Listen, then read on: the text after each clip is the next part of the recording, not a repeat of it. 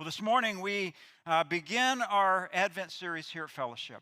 And I want to begin by sharing with you something that I think connects. There was an account that was written by an author, Paul David Tripp. He took his son to the National Art Gallery in Washington, D.C., and he was so excited to be able to share with his son what he knew was there. Rembrandt's, Van Gogh's, some of the most famous paintings that anyone would ever see. He said, I was so excited, but he was decidedly unexcited. I just knew that once inside, he would have his mind blown and would thank me for what I had done. As it turned out, his mind wasn't blown. It wasn't even activated. I saw things of such stunning beauty, it brought me to the edge of tears. He yawned. He moaned. He complained all the way through. And here's how he summarized it. He was surrounded by glory, but saw none of it.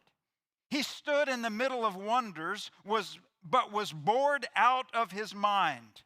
His eyes worked well, but his heart was stone blind.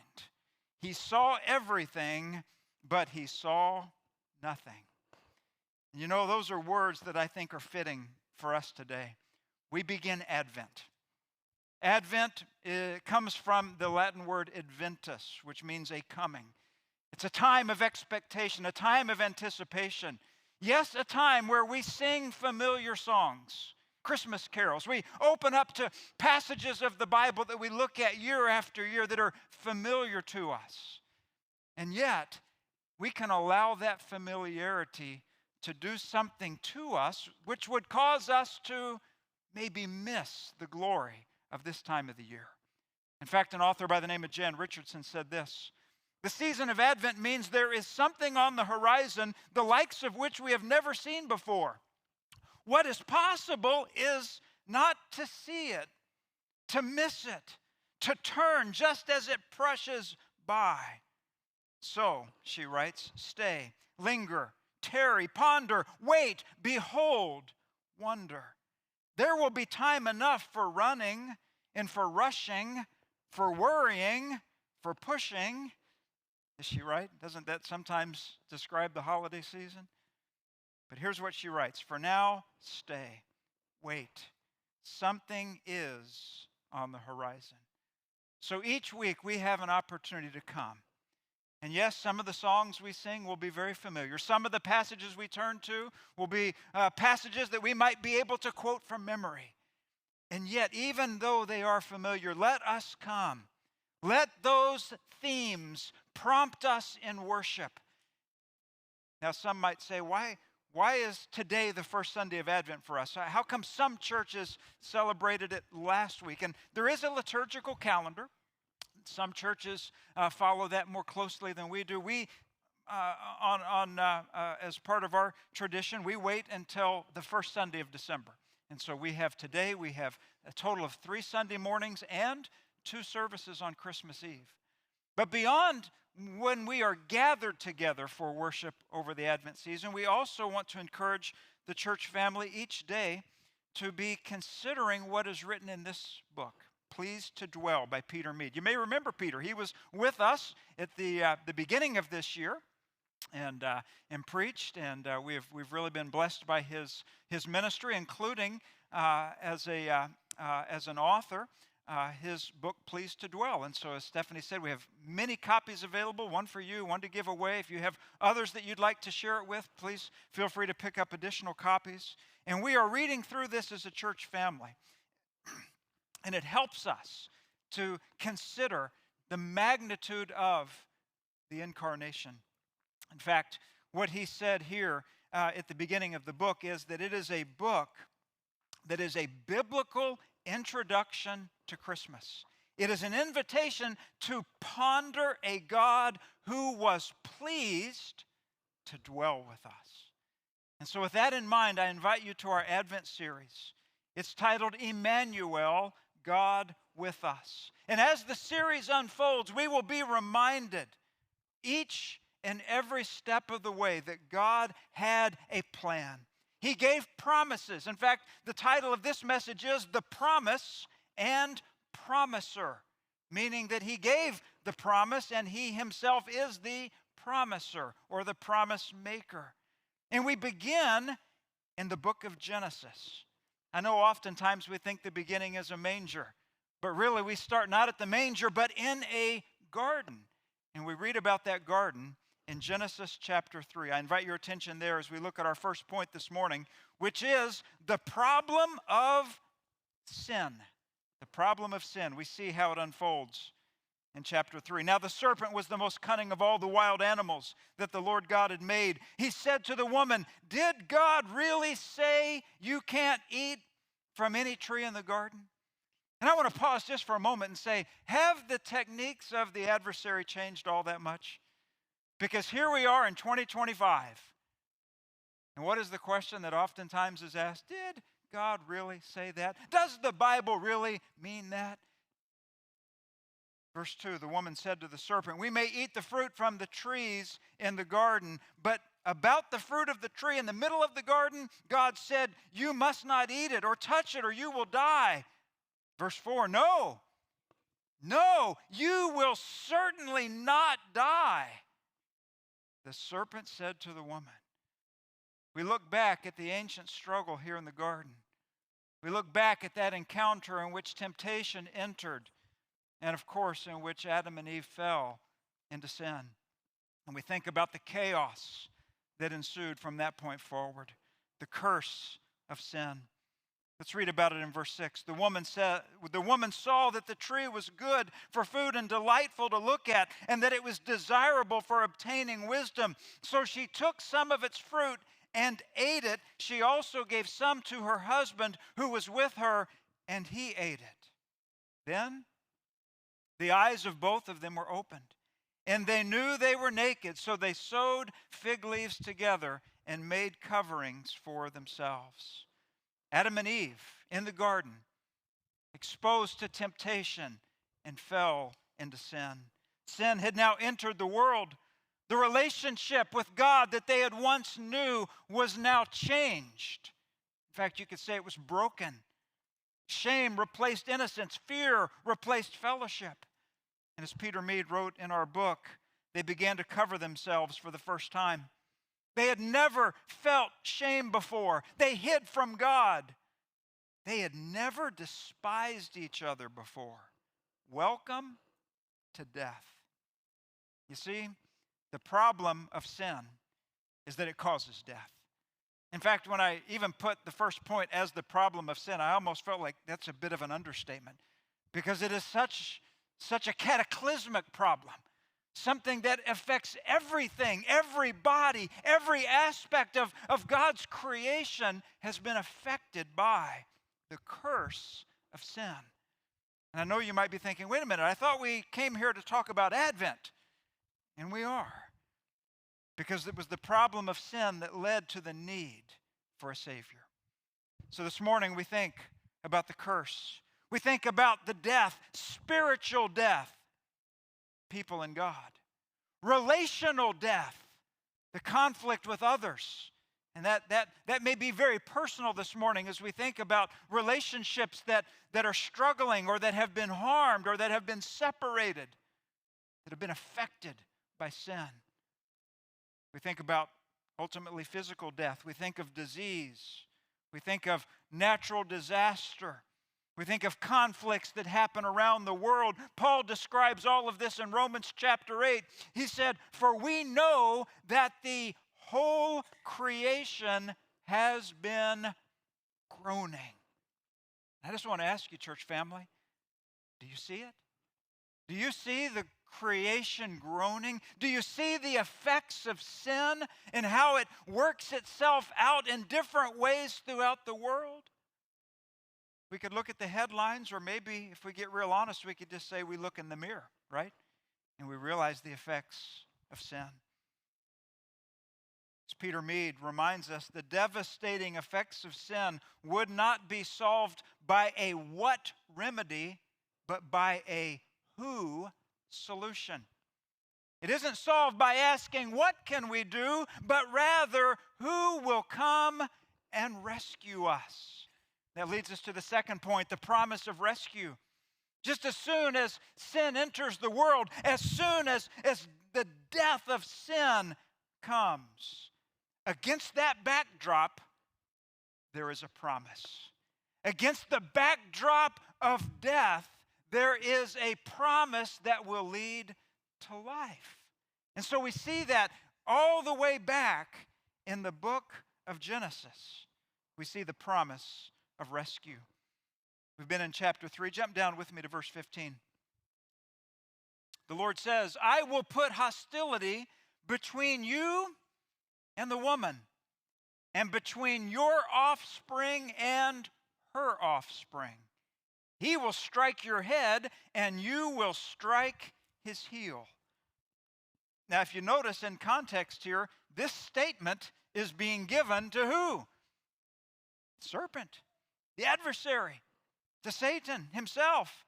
The work of the serpent that began that day and that was expressed through the conscious choice that Adam and Eve made to sin. They made that choice. That work that began would one day be crushed through the arrival of her offspring. That offspring, or that seed, if you will, is the one to whom Christmas points to and celebrates. From the moment of the first sin onward, the entire Old Testament is preparing humanity, preparing people for the arrival of the Messiah, the one who would bring the remedy, the one who would bring the rescue. And so we can begin in the book of Genesis. We can think about the law. We can think about the temple and the sacrifices. Or before that, you might think of the people of Israel as they are in bondage in Egypt, living in slavery. And what is it a picture of? It's a picture of sin and its bondage and its death, the way that it controls and consumes. And yet we saw that there was a deliverer for the people of Israel. There was deliverance that happened, and we are reminded that we ourselves, we live with the effect of sin, the consequences of the fall. And we too long for what? Deliverance. We long to be rescued. Humanity has looked for this Messiah, a need in the depth of our souls, an emptiness, a hollowness that we sometimes try to fill with all kinds of things. But again, it's not a what solution. It's a who solution. And maybe today there will be some who recognize how Christ fits into this equation. Well, let's look back. I know there's a lot of prophecies, in fact, hundreds of prophecies in the Old Testament about Jesus, and this being the first one can be a challenging one because it's not super descriptive. But as the Old Testament unfolds, more and more detail is given. But let's see, first of all, what's stated. Genesis 3:15. The bruising of a heel versus the bruising of a head. To bruise on the heel isn't a fatal wound. To bruise on the head is. And so the prophecy is taking us to Calvary, to the cross. Yes, Jesus was bruised on the heel. You might say, well, wait a minute, he died. And he did. But he rose again. It wasn't final for him. And yet, what he did when he paid for sin on the cross, he said, it is finished. It was a fatal blow to sin, its bondage, its penalty, its punishment. Now, I know we see the fulfillment of that in what is still yet to come. But we know that that work, that price that was paid was sufficient. Yes, on the cross, the Messiah's heel was bruised, but he also rose. He came to crush the serpent's head, ultimately defeating the power of sin and death once for all. In fact, this passage, Genesis 3:15, is sometimes called a proto-evangelium. And this means, proto means first. And so we see this idea of the first good news. Evangelium, we see the word there of the gospel, that in spite of the curse, there would be a rescue. God promised here an offspring, a seed that would crush the serpent's head. Evil would not win. Darkness would not prevail. And listen to me, humanity would not be abandoned. several chapters later, God gave further details of how he would bring about the rescue. It would begin as he established a people. You think about offspring, you think about seed, there has to be a path forward. And so he called upon a man named Abram in Genesis 12. And he gives him this promise: I will make you into a great nation. I will bless you. I will make your name great, and you will be a blessing. I will bless those who bless you. I will curse anyone who treats you with contempt, and all the peoples on earth will be blessed through you.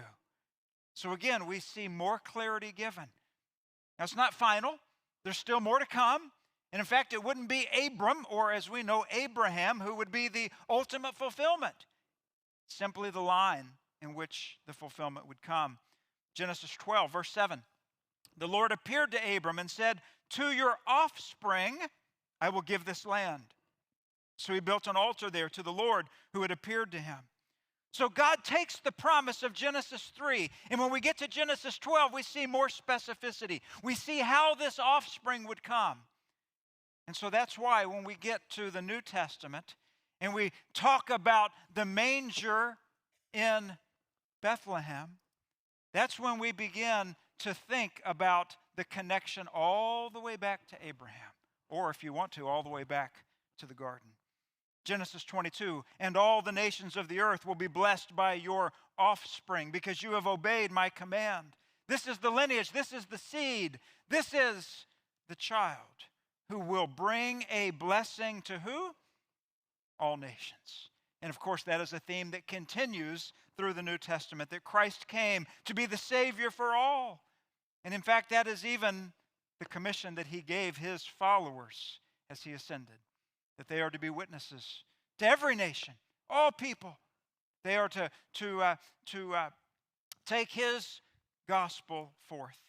So the promise here to Abraham, further developed through the Old Testament. It was restated to Isaac and to Jacob, then further to David and to Solomon. It kept being spoken of through the prophets. And Peter Mead wrote in his book, as we trace through the highlights of the Old Testament, we will see this promised seed more clearly. We will feel our hearts stirred with anticipation to meet the who of salvation. Now, of course, we live in 2025. We get the privilege of looking back, yes, upon the prophecies, but even upon the fulfillment, right? And we're able to see that. But Advent gives us that opportunity to go back, to put ourselves in the minds of those who were waiting, those who were longing for this promised deliverer. Before we move past these promises given in the book of Genesis, I want us to also stop and consider who it is that's making the promise. Because sometimes we relate human prophecy to something like human prediction, and they're very different because of who makes them. Peter Mead said, can God be trusted? If the answer to the sin problem is not a what must we do, but a who can we trust, then we need to read our Bibles with eyes and hearts open to see the God who invites our trust. And so we come to the Advent season thinking about the promise and the promiser. Is God trustworthy? Are his promises certain? Are they sufficient? The promises of the Messiah, but you could say that about any of the promises that he's given to his people. What do you think? Is he a faithful, trustworthy God? Now, human prediction, it's a different category altogether. I could make you all kinds of predictions, right? I could be wrong about probably all of them. Start talking about who's going to win the Super Bowl or who's going to do, what the weather's going to be like next Sunday. All kinds of predictions, and we're just used to people being wrong. Prophecies aren't the same. Back in 1876, a company by the name of Western Union made a statement about the telephone. It was new. They made a prediction about it. They said, this telephone has too many shortcomings to be seriously considered as a means of communication. This device is inherently of no value to us. No value. How many of you all have phones with you today, right? 1939, the New York Times, they wrote an article about this new invention of the television. They said that the problem of TV was that people had to glue their eyes to a screen, and the average American would have no time for it. Really? 1977, the president of Digital Equipment Corporation, Ken Olsen, he wanted to talk about the computer, and he made a prediction. He said, there is no reason anyone would want a computer in their home. 1977. And finally, 1988, a Nobel Prize economist, he made a prediction. His name's Paul Kruger. He wanted to talk about the internet. And he said, by 2005 or so, it will become clear that the internet's impact on the economy has been no greater than that of the fax machine. Not quite, right? So instead of predictions from people, we look to these as prophecies that begin with the divine. They begin with the mind of God giving information needed so that the Messiah could be identified. And so, with that in mind, we see not only the problem of sin or the promise of rescue, but we see the prophecies of identity. And identity is important because if it is a who solution and not a what solution, then it's vital that the who be identified. In his book, Pleased to Dwell, Mead says that there's a lot of information given. In fact, he gives 3 chapters to the Messiah being the prophet, the priest, the king. He gives a chapter for how the Messiah fulfills the new covenant of Jeremiah chapter 31. Lots of detail in this book that I think is so worthy of our consideration. There are about 300 verses in the Old Testament that speak of the coming Messiah. And I tell you, the prophecies are not vague. God wanted people to know that hope was coming and what hope would look like when it arrived. He wanted them to be able to recognize the Messiah. And in fact, these prophecies were a way of confirming that Jesus was indeed who he said he was. Hundreds of years before the birth of Jesus, the prophet Micah spoke about where the Messiah would be born. Now, if he were wanting to really spread his bet as just a human prediction, he would have picked the biggest city, right? Be a bigger chance that in the capitals where the Messiah would be born. But he wasn't making a human prediction. God was speaking through him. And this is what he wrote: Bethlehem Ephrathah, you are small among the clans of Judah. One will come from you to be ruler over Israel for me. His origin is from antiquity, from ancient times. Now, this is a very specific prediction. And by the way, at the time that Jesus was born, Bethlehem was a little town of about 1,000 people. It's not like it was a metropolis. So he talks about the location, but there's something else here in Micah 5:2 that he mentions. Anything else jump out at you? The end of it? This idea that his origin is from antiquity. We get the idea of divine, the self-existent one. The divine Messiah would be coming. Isaiah the prophet said that he would be preceded by a messenger.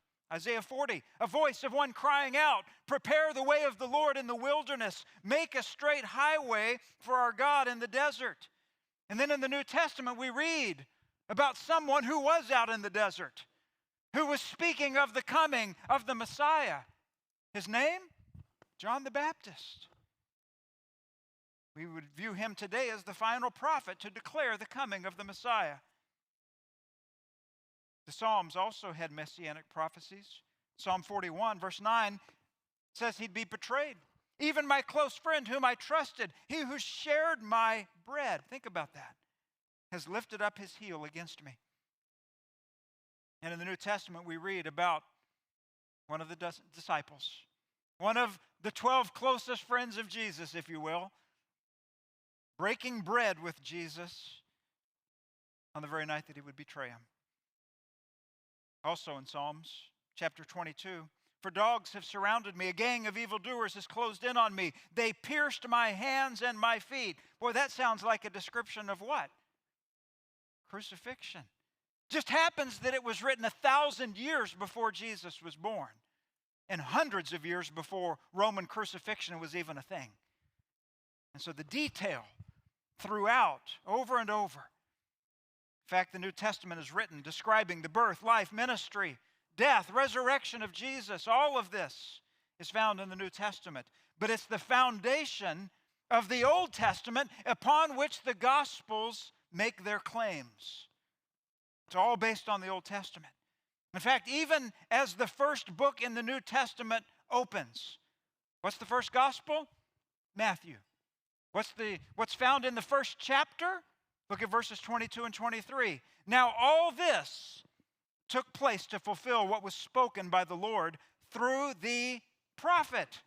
Notice verse 23 here. See, the virgin will become pregnant and give birth to a son, and they will name him Emmanuel, which is translated, God is with us. I want you to take that verse and compare it to this one. Isaiah chapter 7, verse 14, written, by the way, 700 years before the birth of Jesus. Here's what it says. Therefore, the Lord himself will give you a sign. See, the virgin will conceive, have a son, and name him Emmanuel. Without the words of Isaiah, the words of Matthew wouldn't have made any sense. There would have been no context for what was written. And these prophecies would have made no sense. The authors of the Gospels were dependent upon the Old Testament prophets. A few years ago, I showed a picture from a stained glass window in Chartres, France, in a cathedral. And it's 800 years old, by the way. And if you look at this rose window, you see a picture of Jesus there in the center. You see a lot of different circles around the perimeter. And from what I read online, it's supposed to depict angels and those that were heavenly messengers, as well as the 24 witnesses in the book of Revelation. But right below that rose window are 5 long, narrow windows. The center one happens to have a depiction of Jesus as a baby with his mother Mary. But then on either side, you have the gospel authors. So over here we have Luke. You can almost read his name there in the little arc, or the arch right above him. You have Luke, and then next to him Matthew, and then you have John, and then you have Mark. You can kind of read that one as well. But if you look closely at the window, you'll see that in each one, there's not just one person, there's 2. One that's really tall, and then another that's really short of stature, almost like a boy. What we have is the artist of the stained glass saying that these individuals are on the shoulders of someone. Luke is on the shoulders of Jeremiah. So you have Jeremiah, then you have Luke. The next one, you have Matthew, who's on the shoulders of Isaiah. Then over here you have John on the shoulders of Ezekiel. And the last one I think is kind of interesting because it's Mark on the shoulders of Daniel. And we've, just within the last couple of years, we've gone through those books in their entirety, Mark and Daniel. And so you think about these 4 gospel authors. This is almost like they're playing piggyback or something, right? You're like, was the artist just really having a good sense of humor and just wanted to create something there for people to be able to look at and think is funny? Or do you think he had a serious point? And I think you know the answer. He wants the person that's seeing the stained glass to realize these gospel authors ride on the shoulders of the Old Testament prophets. That's the connection. And in fact, we see it not only in the 4 Gospels. What's the first book after the 4 Gospels? Matthew, Mark, Luke, John, Acts. What does Peter say in Acts chapter 10? All the prophets testify about him. Now wait a minute, we're in Acts. We're after the life, death, and resurrection and ascension of Jesus. And when Peter stands up, he's not saying all the disciples testify about him. Though he could have, would have been a true statement. But he went all the way back to the prophets. all the prophets testify about him, that through his name, everyone who believes in him receives forgiveness of sins. Folks, this is an important Advent passage for us, okay? Let me ask you 3 quick questions. Think about the answers. Who is it that's testifying? What does he say? It's the Old Testament prophets, right? What is required? You see it? Belief. And what is received? Forgiveness of sins. Several years ago, there was a journalist for the Chicago Tribune who had a wife that became a Christian. She became a follower of Christ. He was not a Christian, and he was a little upset about the decision that his wife made. And as a journalist for the Chicago Tribune, one that was very skilled not only in writing but also in research, he decided he would write something to just disprove this whole thing known as Christianity. In his investigation, he studied Old Testament prophecies like some that we've looked at in Isaiah.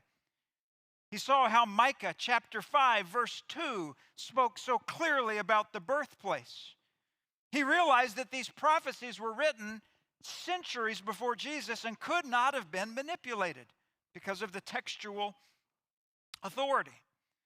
Seeing how Jesus perfectly fulfilled these prophecies, as well as the historical and archaeological evidence that was available, this journalist came to faith in Jesus Christ. And he went on to write another book, maybe not the one he initially decided to write, but a different one. It's called The Case for Christ. What's his name? Lee Strobel.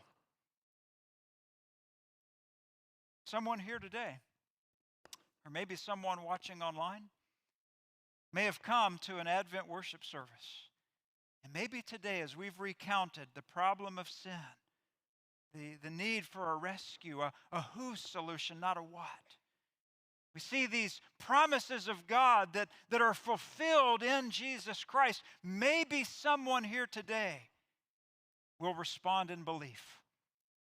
In belief that leads to forgiveness of sins, which gives brand new life. It could happen to someone seated right here or watching online.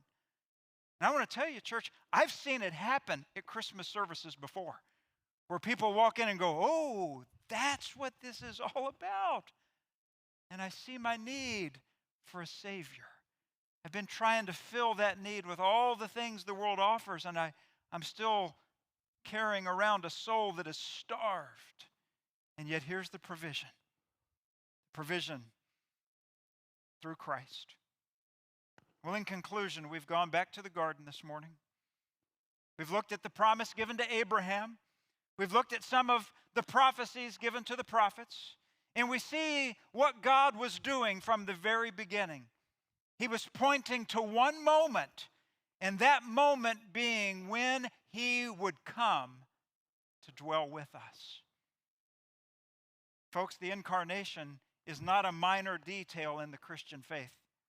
It is the fulfillment of ancient promises, hundreds of prophecies.